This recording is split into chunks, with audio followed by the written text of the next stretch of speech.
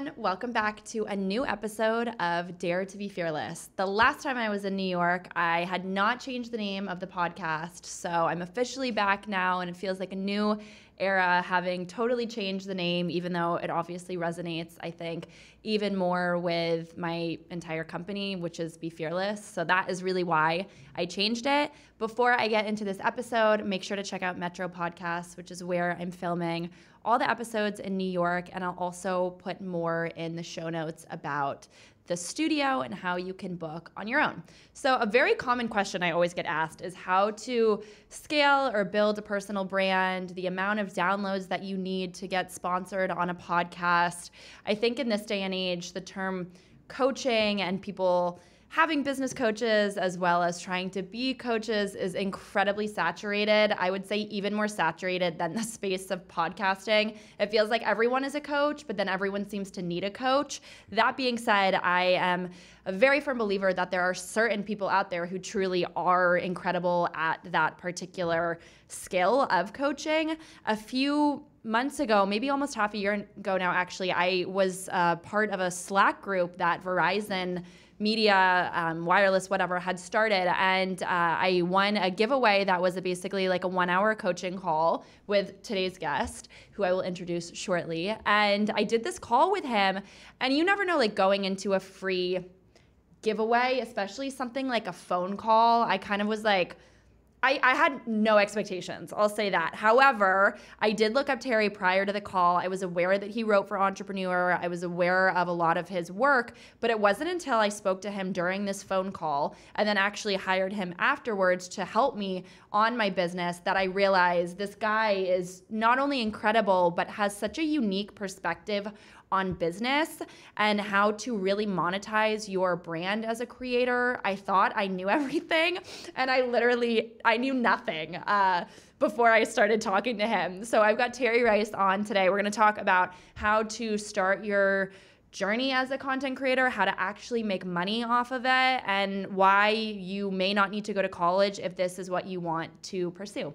So thank you for giving me that free phone call. You changed my life, and for coming in today. So I would love to kind of have you start with, how did you get into this? You have done a lot in the business world, scaled really your own career as a creator, but also obviously have this massive business behind you that's not just content creation.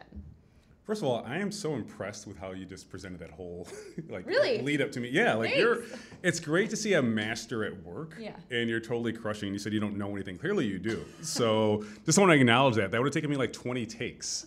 When I'm doing stuff like that, they call me 10-take Terry for a reason. So I don't believe it. There's no way. I don't believe it. So just kudos for that. But how did I get started with this? I mean, I spent my first 10 years of my career in corporate, working at companies like Adobe and Facebook, and that was going well enough for a while.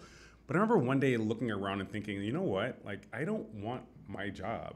I don't want anyone's job here, actually. And I felt guilty because I had a great job. You know, I had like a corner office overlooking Times Square, so on and so forth, but just did not feel like it was the right spot for me to be in. So I left that corporate in general in about 2015, the same year my first daughter was born, and I started doing consulting, specifically digital marketing consulting. And that was okay but after a while I realized, look, there are like so many other bros out here doing the same thing, and they all have like spiky hair with like neon shit and everything, and I was like, I don't want to be this guy. So from there I went more into entrepreneurship and helping other entrepreneurs build their brand, build their revenue, so on and so forth. At the same time I was also teaching at NYU as well as General Assembly. And then one day this event organizer said, hey, how much do you charge to do workshops for private organizations? And I was like, I don't know, because I've never been paid for that. So I just like Googled how much to charge for this, to have prep work, so on and so forth. And that's how I got my first paid speaking gig. But then from there, people started saying, well, can you pre-record this? Can you make some kind of course for us? And I was like, yeah, sure, I guess so, whatever, it's the same thing. So did that. And then the same company's like, hey, can you create some kind of like social media content just to promote this course for us? And I was like a paid content creator? That's a thing? They're like, yeah. I was like, sure, cool. So that's kind of how I got started, just teaching and then doing public speaking and then workshops, then recorded content, and then getting paid to promote that content. So what year was this? Because nowadays, obviously, content creation and UGC, it feels so natural for people to talk about it. But I mean, when I started in 2011, this was not really a thing. Yeah. And when those brands were asking you for that, was this a common thing that people were doing? Yeah, this is back in like 2016. Okay. So I started after you, but even today, like no one really knows how much to charge, like or how much to pay. So that's where that imposter syndrome can creep in. You're like, how much, should I be billing for these things? And the more you do research on how much other creators are getting paid and how much companies are looking to budget for this stuff, the more confident you'll feel. But I don't know any creator who just totally feels confident in their rates, because you're like, bro, I do this for free anyways. Like I create every day. So when you're doing it on behalf of a brand, it's easy to feel just like a little bit confused on how you should structure your pricing. So starting from the beginning of that, how did you decide what to charge? So you say you researched, but like, what do you even Google? What does so-and-so charge for, what does like Obama charge for public speaking? I mean, what is the actual thing that started you to get to where you are now, where you know what you charge for these types of deals? Yeah. I'm still not at Obama's level, so that research. Oh, thanks. That research wouldn't go too well. I mean, it's a few things. First is addressing your mindset, because for me, I think my first paid speaking gig was $3,500, and that seemed like an extraordinary amount of money to get paid just to speak on stage. But when you start doing that research, literally Googling how much should a paid speaker get paid, that's when you realize there's a range there, right? So when you're first starting out, I mean, I would say speak for free just to get the reps in. And that's the thing, when you're first starting out, just focus on getting better at getting on stages, not getting better on stage. Those are two different things. Getting better on stage is like, oh, I'm practicing in the mirror, so on and so forth. Great, do that, I appreciate it. But like, just get better at getting on stages. That's when you get the real practice. So from there, when I started getting paid, I realized I wasn't getting any pushback on my pricing. Everyone was like, okay, cool, like sign, so on and so forth. I was like, wait a second, there should be some friction involved in the conversion process. If everyone keeps on saying yes, you're not winning, you're actually losing because you're missing out on something. So I started asking other speakers at events, and I would connect with them in the green room and say, hey, look, privately, how much would you get paid for this? And once in a while, I would get really shocked by the amount I heard. And I was like, wait a second, I am undercharging, right? There's an issue here. And getting comfortable with negotiating my rates, saying, look, I charge this much because here's the impact I've had on other crowds. So as soon as you start getting testimonials, you can boost your rates because you have a history of success that you can show to these event organizers. So that $3,500 you said was what you first charged. Yeah. And what is like the nitty gritty of that? Is that 60 minutes? Is that 90 minutes? Are you pitching that particular talk? Yeah, normally they're between 20 and 60 minutes, but really what you want to pitch is outcomes. It's not like, here's this talk about so and so forth. I would say, look, I will transform your employees' opinion on this or the way they approach this. And one of my favorite quotes is, knowledge uninvested in labor is wasted. So I'll tell these organizers, I won't just get up there and do a keynote. I'll give them homework they can do over the next 30 days. And if you want, I can come back and give feedback on that, or you can do so internally as well. Because what I'm trying to do is increase the perceived value of me speaking there. It's not just the 60 minutes or the 30 minutes, whatever it is. It's going to change the way your employees, your students, or whatever it is are behaving. And I'll give them this action item, this homework to do in order to make sure that my message lands. So say someone is listening to this and like totally freaked out by the idea of public speaking, but perhaps they want to start a podcast. Yeah. Do you feel like most creators or entrepreneurs that do the best and make the most are ones that have their toes dipped in everything? They're able to get up on a stage and speak. They're able to do the podcast. They're able to write a newsletter. Or are there people who do plenty well enough just doing one thing and doing one thing right? Because you and I also like do everything, but you're able to do it all because you're so good at it.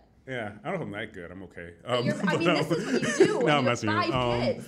Yeah, I'll say this. I mean, stay in your lane, but don't let a fixed mindset stop you from exploring other opportunities. But if you've tried public speaking, if you've tried having a podcast and you straight up hate it, don't do it. I mean, there are certain things you got to push through. There are certain things you got to say, like, look, this ain't me. This is not my thing. I'm really good at written content. I'm horrible at videos. Why would you not just double down on written content and not do the videos, right? So I think it's easy to see all these examples of extraordinary people like you who are doing it all, speaking, writing, all these other things. But it's like, don't let comparison be the thief of joy. If you are really good at writing and you're excelling at it and you enjoy it, stick to that. You don't have to do everything. And I think it's weird that sometimes we're expected as creators to be able to write, to be able to create content, to be able to speak. And it's like, dude, like, I didn't go to school for this stuff. Yeah. You know what I mean? Like, I'm just making it up as I go. So I would not put that pressure on myself. I would say, what can I do consistently and actually enjoy while I'm doing it? I was actually in a call with UConn the other day, and they said that they're about to I think in 2025 start a course, or not course, but a degree in like content creation and influence. I don't know, that really freaks me out. I don't know what you think about that, but to me, like for someone to pay to go to college to learn that, I don't know that I agree with that, but I don't know. What do you think about that? It feels panicky, but for good reason. And what I want to share is this, like, even on my end, through my agency, it's called Hey Creator, we're building curriculums for colleges to teach their students how to become paid creators. Because we know there's a huge deficit there, right? You have all these instructors who have never been a paid creator. They might be good at marketing, they might be good at creating content or something, but they don't know what that life looks like. So for UConn or any other university, they have to do this. Otherwise, there's not as much of a reason to go to college, to be honest. And again, with my children, you know, we're saving for their college, but I'm like, that might just be a deposit for their house. Like, I don't know if they have to go to school, because if you want to do marketing, right, if you want to do content creation or whatever that is, who says you have to jump through all these hoops, go to 4 years of school, beg some company to hire you with no experience, get underpaid for the first X years, and then you finally had your breakthrough? You can just do it right now, you know what I mean? So I think the more that people realize, like, I don't need this intermediary between me and my dreams, they will stop going to college. They will just pursue courses online or just do mentorship to learn how to hone their craft. So for me, it's really exciting, especially with AI and automation making things so much easier. I don't see a future necessarily where all my kids go to college, unless they want to be like a doctor or some kind of like engineer. You can just make your own path. You don't have to like worry about someone else giving you a chance. You can just create it. But wouldn't you also say that that mindset is why some people are entrepreneurs and some people aren't? Because most people can't just wake up, create their own schedule, build a business. I mean, ideally it would be great, but everyone I think in the world would then be a billionaire, because that's why so many people are not entrepreneurs. I'll say this, it's never been easier to be an entrepreneur, like ever. Doesn't matter like where your background is, if you went to college, even if you graduated high school, there's so many tools that are low cost or no cost that enable you to be an entrepreneur. It's never been easier. That said, some people love structure. They love being told what to do. Like one of my friends from business school, she's like, I love my job. I love coming in and just knowing exactly what I have to do and then going home and forgetting about it. So if you love that structure, there's nothing wrong with entering corporate, right? But even as an entrepreneur, you can give yourself that structure, but you have to be disciplined, right? Because you report to yourself. So therefore, I think it still opens up the lane to entrepreneurship, but just realize you have to create that structure for yourself to be successful. So when it comes to you just like determining your schedule and whatnot, do you like this lifestyle more than the one where you work for, you know, one job, like your corporate lifestyle? I mean, what's the best part that you like about entrepreneurship and the worst? I mean, everyone says this, but it really is the flexibility. I mean, at any given moment, I can take my kids, I can chaperone their trips. You know, if they forget their lunch, I can drop it off for them.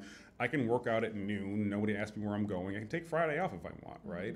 At the same time, if I wanted to like hustle and like work Tuesday night because I have some pitch I want to get together, or I really have this like this streak of content creation that I don't want to get off. You know, I'm doing this, you know, Saturday night at like midnight, I can do that.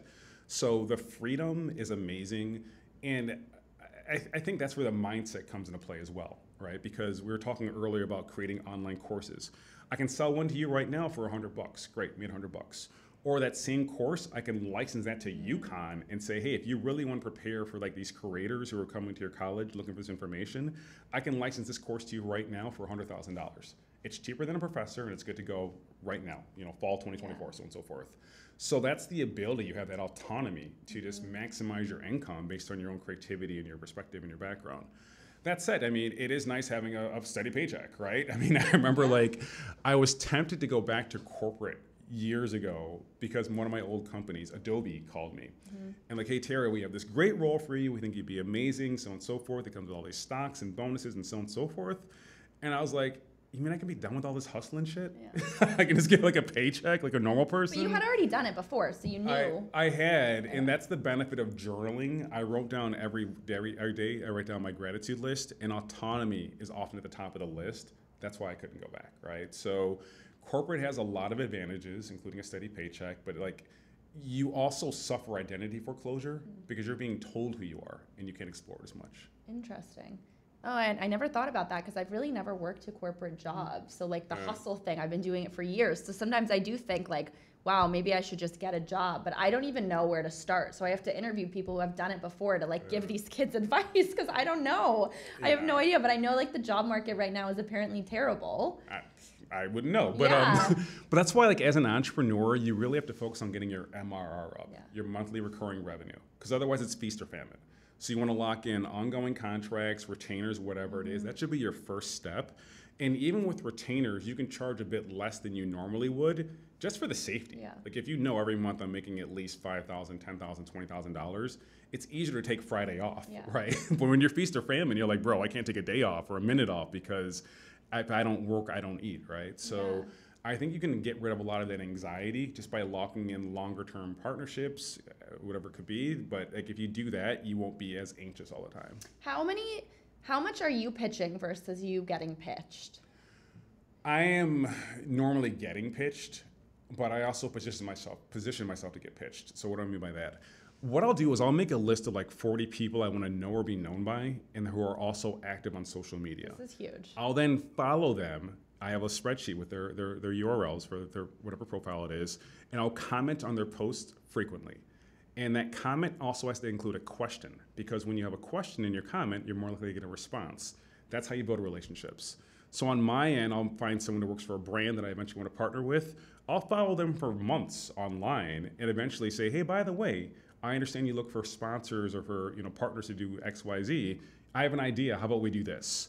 And when you pitch someone, don't just say, I'd love to work with you. Say, I'd love to work with you. Here's an idea for a campaign I have based on your initiatives and what I've seen on your website. Because that way you're already forming this alignment. You're doing the work for them. Could you please give an example of a time where you followed said person and it worked? You told me a few on our phone call, but like of a brand that you really wanted to work with and you kind of waited the long game and then it paid off. Yeah, I'll share my favorite example, and this was actually done on accident. This was done, I meant to build a relationship from this one, not build a partnership. But on my end, I saw this woman, her name's Isa Adney. She works for a company called ConvertKit. They do like email marketing. She commented on a friend of mine's post, and I just love ConvertKit, the platform. I don't want to turn this into an ad, but if you're doing email marketing, it's a great platform to consider. So I commented on her post, and then she replied back to my comment. We go back and forth for a while. And then we're DMing each other. And I was like, by the way, I use ConvertKit. And she's like, really? We should do a case study about you. I'm like, that would be amazing because I'm on their website, get a bunch of traffic, right? So that goes very well. And then they said, hey, you know what? We're doing this book called I Am a Creator. Can we feature you in that too? I'm like, yes. If you're going to put me in a book, correct. This is all for free. I'm like, yeah, that'd be incredible. Then they're like, hey, we have this conference coming up in Boise. Would you like to speak there? It's called Craft and Commerce. So pay to speak there as well. And I'm on stage. I was like, yes, that's amazing. After that, they're like, we do these documentaries once in a while on people who have amazing stories to tell. Can we create a documentary about you? We'll come to your home. We'll film you and your family. It'll be amazing. Yes. So from one comment on social media, I got the speaking gig, I got the book mention, I got the case study, and the documentary.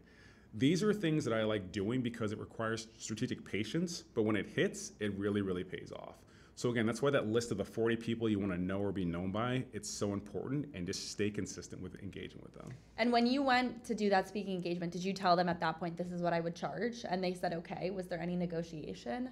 There was a negotiation. I said an amount that was higher than they wanted to pay. So, always. But that's good though, because I think we're afraid to hear no. Sure. Sometimes it's not no, kick rocks. Yeah. It's no, not at this level. We can't do $100, but we can do 70.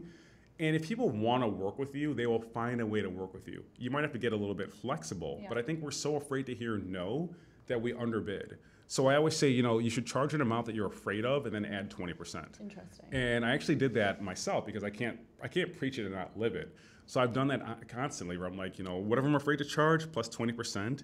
And I'm shocked and sometimes annoyed when they say yes to that because there's a different partnership. I pitched it, it was like $35,000 to create content for this company. They said yes without any hesitation. It's wild. There were two other ones that were $25,000. They asked questions about what I would do, but never about the rate. There's another one last week that I got that was $20,000. Scoped it out. We took away some of the stuff I was supposed to do. They still didn't want to lower the rate. So I think we have to just, dream big, tether your thoughts to reality, but don't be afraid to hear no, because if they don't like the amount that you're charging, you can either add something to the deliverable or just take something away and then go down with your rate. That patience that you mentioned, I struggle with that. I think a lot of, especially Gen Z people, struggle with that. That long game, it paid off because you're not talking $1,000, $2,000. You're talking like $30,000, $40,000 deals that have paid off. But if you're someone right now who's like, in college and they want to just start making money off of content, whatever, but they don't want to wait that 6 months. They don't think that they need to. I mean, what would you say to that person? What's the rush? I mean, what is the rush? Aside from money. Yeah, but so you're gonna have to get some transactional money. It might be like $500 here, $1,000 here. It's not the 30,000 yet, but that's what gives you the credibility and the case studies and the experience to then charge the 30,000. So I mean, if you're like 20 years old, like you don't have like huge expenses like I do, right? I live in New York City, I have a bunch of kids, so on and so forth. So like I gotta make money. But if you're younger, like I get it. You know, you see all these people on YouTube and Instagram making, you know, bank and so on and so forth. But realize it took them a while to get there too. And the thing is, when you try to rush things, you project lack and scarcity, and that scares people away. So just look for the quick wins. Like if you made $500 or even $50 or even got free food for creating a reel, like you are already in the 1%. How many content creators do you know that get paid food, you know, to post on a Tuesday? So I think recognizing where you're at and the trajectory is much more important than the position, just like James Clear says in, I can't remember his name of his book right now, but it's like Atomic Habits. Be more concerned about your trajectory than your current position. And your current trajectory, your trajectory is better than most people who have a 9-to-5 right now if you've been paid anything to create content. You know, a lot of people ask me that, like, how do you start getting paid? And I think in that mindset of, if you can get one brand to pay you $50 or $100, right? It's nothing to them. Pretty much every single person in this world, not in this world, that was a total overstatement. Yeah. Anyone listening out there, any company, sure, has 50, $100. If you can get 10 of them, right, you've just made $1,000 to give you $100. Yeah. You don't need to be making off the bat like 100K. But I want to backtrack a bit to before you got into this content creation part of your journey. But one thing that I will say that I found really interesting is on our call, and that's where I said, I thought I knew everything, but in a way I felt like I knew nothing. Yeah. The mindset and the mentality, my whole mentality of my business shifted. There was a few things during that phone call and after. One in particular is when I said, you know, I feel like I'm constantly getting rejected by brands because as much as I have the presence online and like the Disney background, it's you don't have 100,000 Instagram followers. We're not going to pay you $5,000 or $10,000. And it's very frustrating. But your mentality was to stop looking at yourself as an influencer and view yourself as a creator. So I've adjusted a lot of my pitches to be more, it's almost an add-on for it to be posted on my page. Yep. The value is really me creating it for them.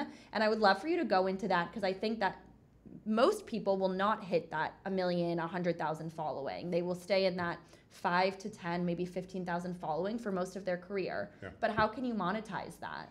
Yeah, I mean, the way I think about it is this. I mean, every major company, they're going to employ people who create content, right? It's like Samsung. They have someone whose job is to create content for Samsung. Like, hey, go make that picture or whatever. Like, they are a paid creator. When they're being interviewed, they don't say, how many followers do you have on Instagram? No. They don't care. They care if you can make good content. So on our end as individuals, that's the way we should think about it. Like, we are the talent. I'm not the marketing channel. I'm the talent who creates the content that you then market. If you want to put it on your profiles where you have 1 million followers, great. Want to put some money behind it, get some, some paid ads going behind it to reach more people, great. But I am the foundation for your whole content strategy right now. However you want to amplify it, that's all you, but you're going nowhere without my content. And when you say it that way, where you sharing it on your profiles is more of a bonus than a requirement, all of a sudden you go from being a content creator as opposed to an influencer, and anyone can win that game, right? Because again, the person working at Samsung who's creating content there, what's their name? I don't freaking know either, right? So it doesn't really matter how big your brand is, it matters how great your content is. But from there also, like I said, always having a strategy. Like, why am I pitching you this? Not, I'd love to work with you, but I'm a father, I live in Brooklyn, I'd love to show how we're keeping our kids entertained during the summer, and one way we do so is through these toys that you have. Can we do some kind of campaign where you show you and my kids playing with their toy? Like, that's all you have to do is like just make sense. And you can even be wrong or off on that pitch, but if they show like, wow, you're actually a thought partner, not just a vendor, that's how you win. How can like an early on creator go about getting in front of that brand? Instead, if you're saying, don't just say, I want to partner with you. And I've seen a lot of people will send me their pitches and they're quite bad. I mean, I wouldn't want to pay someone based on a lot of the pitches I've seen, but your method works. So what is the pitch? I mean, it's happening right now in a way. Like right now you have Celsius. I know, which I'm not getting paid for this, but I love this. You should be. But so Celsius is an energy drink, right? So you can say, hey, look, you can make a quick video like, hey, I'm about to like talk to Terry Rice on this podcast, and like to make sure I'm awake after traveling, I'm gonna drink this Celsius real quick. Throw that on your Instagram. Yeah. and then reach out to Celsius afterwards. So what I'm saying to everyone listening is like, create proof of concept first. Create the content for the brand first, then reach out to them and say, hey, by the way, I just posted this thing on my Instagram about how much I love your product. I would love to talk to you about a strategy I have for getting this in front of more people by me as being a content creator for your brand. Yeah. So just do it first, right? It's like I tell my kids all the time, like, you don't judge on what you say you're gonna do. Because my son Tyson's always like, Dad, I'll behave. I'm like, no, you get judged on what you've done, not by what you say you're gonna do. Yeah. So just do it in advance, show them what you can do, and say, would you like to partner with me to create more content like this? That's all you gotta do. If that sounds like too much work, this ain't the life for you. For sure. It's just not the life. Like, if me asking you to make one reel as an example of what you can do for a brand, and you're like, no, dude, what else can I do? Like that, I don't know. No. Like that's how it worked for me and everyone else that I know that's found success. Do you get ever rejected by brands you approach who are like, we wish you had 100,000 Instagram followers or X amount on TikTok, or no? Oh yeah, all the time. Okay. Yeah, I do. And like, so there's two ways to think about it. One is pitch so much that you can't even keep track of the ones you're getting rejected from, because you're just thinking about the ones that are coming and you're actually actively working, right? So it's like, or every time I get rejected, I'll pitch 3 more people. Like, let's just put something positive out there, you know, instead of sitting there and sulking. You can also think about why your pitch didn't land so well. If it's just like the number of followers, there's 2 options. One is saying, okay, well, how can I get my followers up? Which can take a while, it can take money. Or say, well, you know what? Again, I'm not going after these brands that only want a bajillion followers, right? I want someone who looks for people that are more thoughtful and actually put more effort into creating the content. They're not just cranking out information to their audience because they have a bunch of followers. Yeah. And I used your strategy. And today, actually, in particular, I had a phone call with Wix, the website. Oh, nice. Yeah. Yeah. And I mean, I adore you. But the fact that I was able to essentially switch my business model based on something that I thought I was doing right, but it was constantly not landing. And it was the smallest shift in a way, but it was that connection on LinkedIn. And it took about 2 weeks for this phone call to come to fruition. I had to find the right person because the first person I reached out to was, he needed to connect me with someone else. Yeah. And now it seems like there's a ball that can kind of get rolling here. Yeah.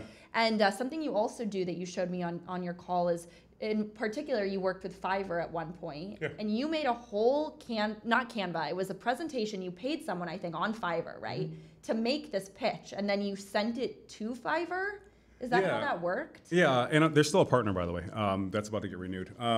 So what I did is I used ChatGPT, first of all, and I said, I want to be a spokesperson for Fiverr. Here's all this information about me. So I write for Entrepreneur Magazine. I have a podcast called Reclaim in Advance, so on and so forth. Now give me 3 good reasons why Fiverr should hire me, and make categories based on what I've given you. Mm-hmm. So it spit that out. And then I went on Fiverr and I said, hey, look, I need someone to create a deck for me to pitch Fiverr. So I found 3 people to do the exact same task. I always do that because I don't really want to go back and forth about my vision for the deck or anything like that. Like, hey, you do your work, I'm going to pay you for it. And I picked from the best person who did that. So I started this process on Friday. By Monday, it was done, and I gave it to Fiverr, and that got approved. That's wild. Yeah. And who did you find there, or they had reached out to you? They reached out to me, but let's share that whole story, right? Shoot, back in 2018, a company called SEMrush hired me to do some kind of presentation that they were doing. Some virtual presentation, like 80,000 people tuned in, awesome, right?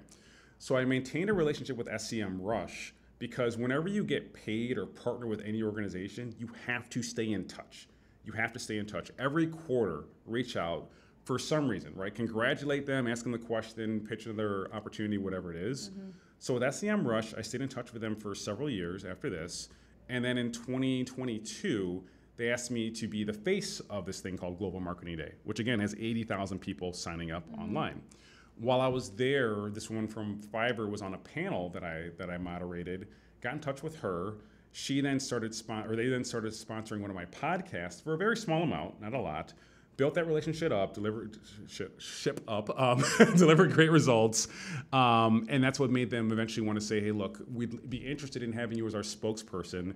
You're not the only person in the running. Can you give us like a few bullet points on what you would do and why you'd be a good fit? Instead of me doing that, I made a full presentation. So I like over delivering, because if you really want to win something, don't just do the bare minimum. You know what I mean? Like, don't just be average. Why would you do that? So on my end, I put in more effort, but again, I'm using AI. I'm using freelancers that I'm finding on Fiverr to make it happen. It took me 3 hours and it was done in 3 days. And if they had rejected it, would you have felt like that was a waste of time? No, because even since then, I repurposed that same deck for other brands. So that's the thing. It's like the work you put in, the foundational work on a pitch, on a strategy, whatever it is, you can often keep 80% of it, tweak 20, and then from there you have a brand new pitch. How the hell do you balance this while being married, while having 5 kids?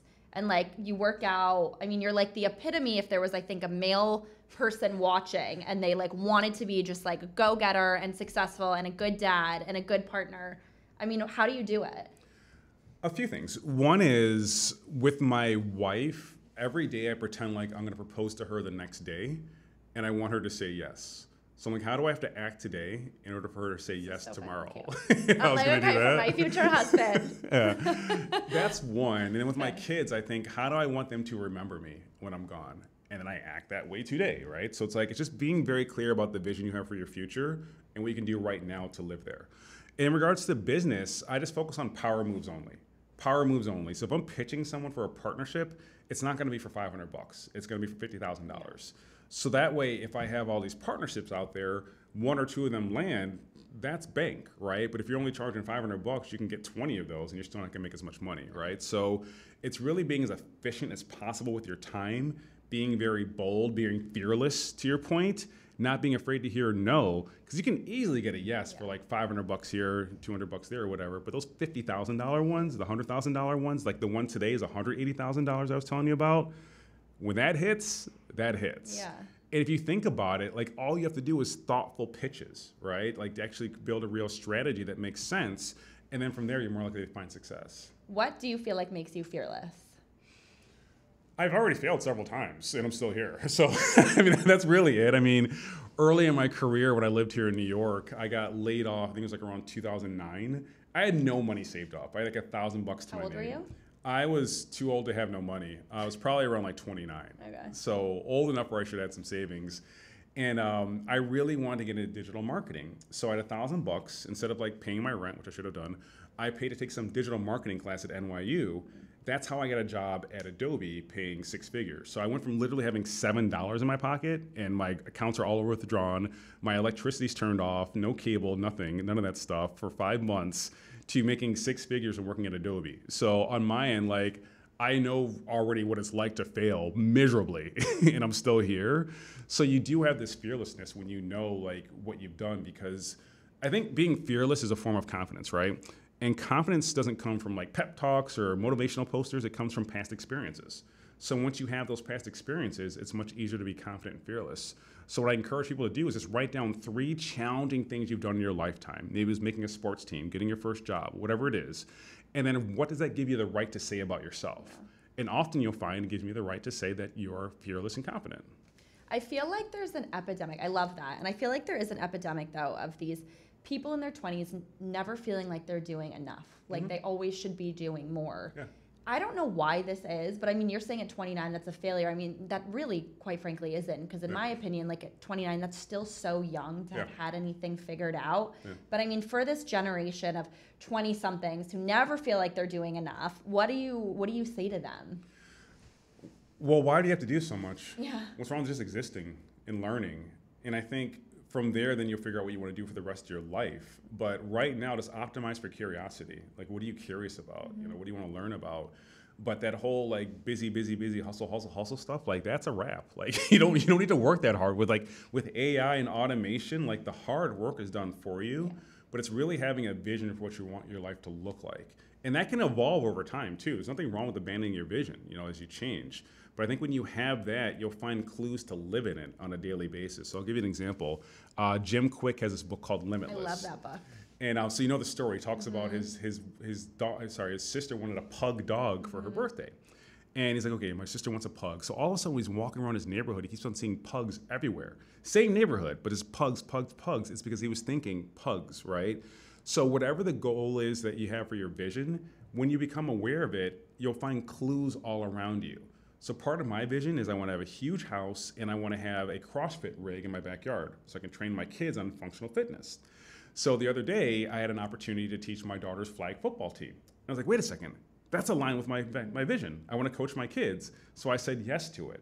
So when you're that clear with your vision, you can say yes to things that are aligned to it very easily, and also say no to opportunities that are actually distractions in disguise. I'd love to strip apart like your business for a second to walk someone from the beginning of like how to really start this. So I mean, your background, you're not just a creator. I mean, obviously you do coaching, you have the newsletter, you have the podcast, you have your LinkedIn, which you also monetize and you do it quite well. Then you have the social media, then you do the public speaking and whatnot. So if someone right now is like, all of that is just too much. They can never get to where you are. But let's for example use a 20-something in right out of college or in college, wants to be an influencer creator, wants to start getting paid. What do they do? Because it's not everyone's going to get to this. Yeah. Well, I mean, I think what I'm doing is attainable. I mean, some things are going to be challenging. It's all attainable. I think just really, this sounds corny, but what are you passionate about? What are you passionate about? And you might be passionate about hanging out on a beach. That's fine. There's two options from there. One is get a job that you don't hate that will allow you to work from a beach. And maybe you're like drop shipping stuff off of Amazon, right? Like, hey, bro, I don't care about like cell phone holders, but me having this job where I like, drop ship cell phone holders off of Amazon lets me chill on the beach. Or maybe you want to create content about how to travel around the world and live on a beach too, so on and so forth. So it's like really, what is something you can talk about over and over again that you would not get bored with? So that's the way I would think about it initially. And then from there, okay, well, what are some other examples of people that are finding success in monetizing this topic? And then success leaves clues. So sign up for their emails, follow them on social, so on and so forth, see what they've done to get there. And I'm not saying copy exactly what they're doing, but again, some of the frameworks, some of the approaches, some of the tools or monetization channels you can leverage as well. So really just focus on what you care about, what you can talk about, and then from there, get started with one revenue stream, just one. And it could be consulting, it could be content creation, whatever it is, and let things branch out from there. I think it's dangerous to try to do too many things at once unless someone's asking to do it. So if I'm minding my own business, creating content, and I'm enjoying getting paid, and then someone out of the blue is like, hey, do you want to come speak at this event? Sure, yes. But if you're still getting a footing on how to get paid for content creation, maybe don't try to explore other revenue streams just yet. Master one first, then move on to the next one, or give up on one first and then move on to the next one. Which part of your business as well makes the most, and which does, has a following and whatnot, but perhaps doesn't make as much as the other one? Yeah, I mean, my agency by far makes the most, but if we're talking about the creator part of my business, it's brand partnerships. It just is, because I can coach someone and charge them like $700 an hour. That's great, cool, awesome, do it. But the brand partnerships, that just brings in bank, because I'm working with organizations and my impact is scaled across the organization too. So think about it, like with Fiverr, they have 4 million people on their email list. So when I create content for them, it goes out to 4 million people. So they can clearly pay me a lot more than an individual would. So that's why these brand deals for me are so important, because you can lock in monthly recurring revenue and you can get paid a decent amount because your impact scales greatly. But what if you perhaps, how do you set yourself apart, right? Because we have been doing it for a while. So I think being able to say you're an expert, that takes time. It takes a certain amount of experience that, again, a lot of people don't necessarily have the grit and resilience to get to having fallen down and getting back up and have those larger experiences. So at what point can you really say that? I'll say this, you asked how do you set yourself apart? I think it's being fearless, and I'll give you an example. So my daughter is performing at some school play, and my son Tyson, it's always Tyson that I'm complaining about, by the way, if you notice, he wanted me to pick him up, and I'm like, Tyson, chill. So he tried climbing me and pulled down my pants in a crowded theater. And I'm like, what the heck? So I didn't get angry at him. I was embarrassed, and it was kind of funny, but it really stuck with me that moment, how I was so regulated in my emotions that I did not get angry about getting de-pantsed at an elementary school. Are you okay? At 44 years old, yeah. So I wrote about that on LinkedIn. Yeah. I was like, hey, here's this story about how meditating actually helps because my son did this, and I didn't freak out. So then this company called Fatherly, or a blog called Fatherly, discovered that, and they're like, hey, can we write about you in our magazine? And they have 4 million followers on Instagram. So I was like, you want to write about me getting my pants pulled down? They're like, yeah, that'd be great. I'm like, okay, whatever, dude. So did that, got a media placement. From there, Google reached out and said, hey, would you be interested in doing a talk here about how to be a high performer at home and at work? And I was like, yeah, dude, like that would be great, right? So now I'm speaking at Google. So you're asking me, how do I set myself apart? Most people would not talk about getting de-pantsed on LinkedIn. They just wouldn't, you know what I mean? So me being fearless in doing so is how I got this media mention and a paid speaking gig. That's what you have to do. Yeah.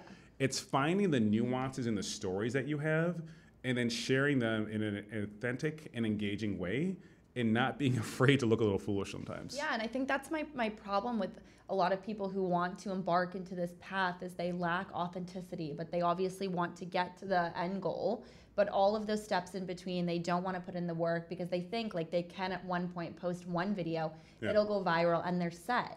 And I think there are cases like that, but really the people who do the best are who are the ones who are in it for the long run, right? Like how often do you see a billionaire entrepreneur, someone very successful who posted a viral video and then like it was just that for the rest of their life, right? Yeah, and that's why I like your content, because you had this one video where you were calling people that you met at, I think it was like London Tech Week, who had ghosted you, and you're like, hey, what the heck's up? Like you actually recorded yourself doing these phone calls. Most people are afraid of cold calling in general. Most people are afraid of calling someone who ghosted them, and a lot of people are afraid of being on video. You did all three, like in one content piece. That's why you will win. You are winning and will continue winning, right? So it's like, it's just not being afraid to look silly, to give something new, something like a different perspective, to show that you've lived it, learn it, and that's why you're teaching it. I think that's why you win, and that's what more of us need to do. And I like what you said as well about being curious. That's something I really find about myself. I also think a lot of entrepreneurs that do really well are a bit naive. They go into things not necessarily having any expectations. Even with that video, right? It was so nice that you said that, but I also received a very uncomfortable email from the poor guy that I almost felt like such an idiot because his business card was in it. And he is, and it was kind of like, God, I don't know who's right and who's wrong here, right? Like in the way that and it didn't disclose his name, but yes, his card was in it, his voice was in it. I'm like, could this be like in a way illegal? But there was like a naiveness of I was like, I'm just gonna do this because it's real. I'm curious why these people didn't call me back. And I think other people may want to know. The downside was like, this guy was like, what are you doing? But I got you to answer, right? So I do think that there is like a certain sweet spot to like being authentic, but also being curious about these topics and kind of like whatever you want to pursue. I think there's another lesson here too, though. It's like it's recovering from failure or embarrassment. So how did you get over that moment? When you get this email from this guy or this message, like, what was your first reaction, and then how did you maybe coach yourself out of it so you didn't feel like so guilty? Unless you still feel guilty, which is guilty is the right word. I think I felt very uncomfortable. I also like British people, because it was in London, are very different than American people, right? And I don't think until I moved there, I didn't realize that they're very reserved. This whole like being so public is very uncomfortable to people there. So I didn't think about that, and quite frankly, I didn't reply to the email. I didn't know what to say. He just said like I had invited him to an event after, and he said like interesting, and I don't even think I'm connected with him on LinkedIn, so he must have looked me up. Interesting play there. Like I will not be coming to your event. I didn't reply. I didn't know what to say. I felt in a way guilty, but like I had nothing to say. You don't want to come to the event. Like I didn't put your phone number in there. I have no, I didn't know. Sometimes in business you're just stumped. Yeah, and here's the thing. Like that's when like juxtaposition helps, right? So juxtaposing that against something like that was really bad that happened in your life. And I'm not saying this to be morbid, but if that happened to me, I would say, man, whatever. I got fired in 2009. I was out of work for 5 months. I'll be okay. You know what I mean? Like you're gonna have to get over that, dude. Like that's kind of what I thought. I know. And it's like, it's not trying to be rude, but if you stay stuck in that feeling of shame or defeat or whatever it is as a content creator, especially as a younger person, you can't let failure become your identity. And I'm just showing on a macro level, right? Where if you mess up big on something, this is a very small thing, you cannot let failure become your identity. You have to think, what's the next positive thing I can do? Or is this really a big deal? Will I care about this in a few years? And the answer often is no, right? So I think that's a good lesson for anyone. Like you are going to screw up. You are going to have a typo in your email to that big brand you're pitching. Like get over it. You know what I mean? Like they have typos too. How did you get to that point where you are so confident in that process of I don't want to say the word like rejection and failure, but like that you've been able to bounce back and now get to where you are? I think part of it, I'm just built like that. I'm very stoic. And my father was too. So like I remember like I called him one time like I was in college and I was like, Dad, I just bombed this test, and like I'm so upset and everything, so on and so forth. He's like, when I was your age, I was in Vietnam ducking bullets. I'll talk to you later. Yeah. I'm like, okay, Dad, I get it, right? So that's part of it. But also like actual training, like mental resilience training. I took this course called Finding Your Best by Dr. Michael Gervais, who's a high performance psychologist.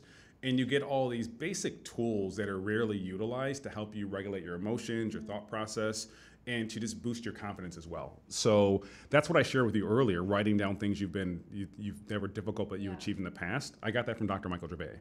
Also having a vision for your life as well as a personal philosophy. Like these are tools that you have to kind of front load. So in the moment, you're not trying to scramble to figure out how to react. You're just already pre-programmed how to do so. Yeah.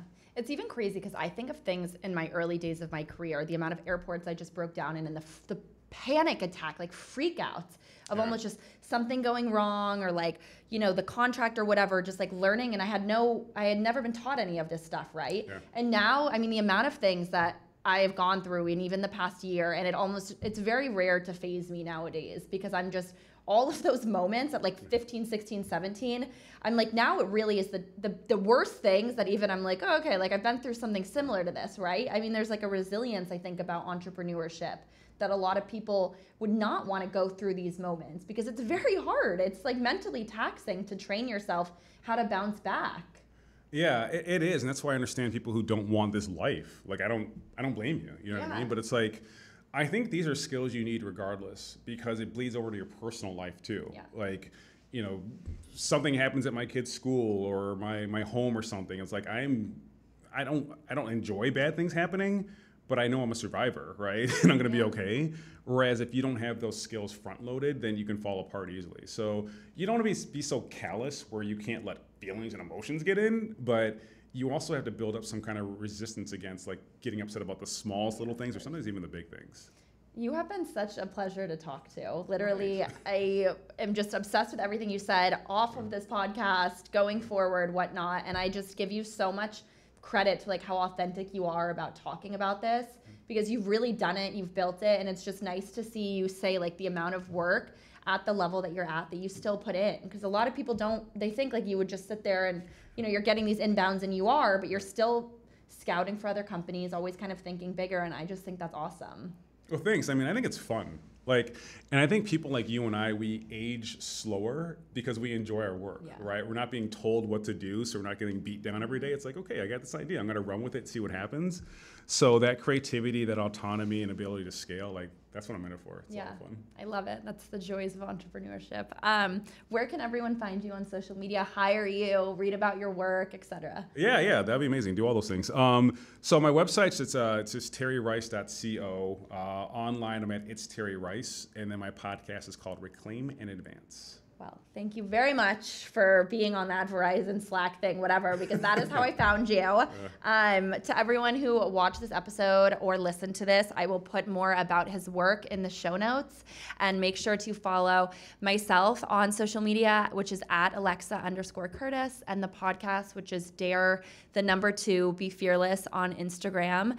And if you are a potential entrepreneur or want to share your story, I always accept pitches. You can send me an email, ideally an email and not a DM. My email is pretty much everywhere online, and connect on LinkedIn as well. And I'll see you guys next week for a new episode of Dare to Be Fearless.